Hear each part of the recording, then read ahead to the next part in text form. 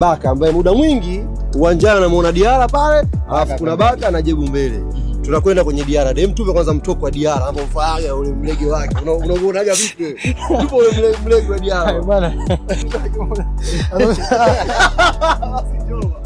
Basi tuambie bwana, kwa miaka hii mitatu minne ambayo umecheza mbele ya Djigui Diarra, ni mtu wa namna gani kwa mshabiki ambaye anamuona kwenye TV tu kila siku Diarra?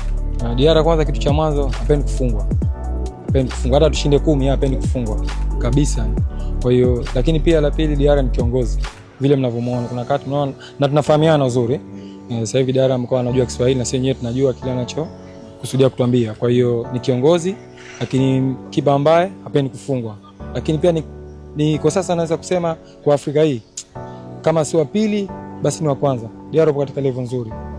Tutajie tu tukio moja ambalo lilitokea uwanjani na Diarra ukasema huyu kweli kiongozi. Moja tu. Nadhani kati ya mechi ya juzi ile ya Jesse Kabila kule nadhani ilikuwa tunapigiwa mpira wa kona. Israel ilikuwa ipo pembeni mwa hii line ya chak ya kona. Diarra kata namba maelekezo. Diarra kuna kitendo alipiga posi kwa kiatu. Alipiga posi kwa kiatu kiasi kwamba Israel alikuwa hafocus na Diarra. Kwa sababu cha mwanzo muangalie kipa nini anakuelekeza. Kwa jinsi alivyopiga ile posi, unajua sasa kama huyu jamaa hataki masara na kazi yake. Kwa hiyo ni mtu ambaye yani sauti nimesikia, lakini jinsi alivyopiga ile posi na kiatu kama anaupia mguu wako, unahisi kama anavunja. Na nafurahia mimi kuwepo kucheza na Diarra.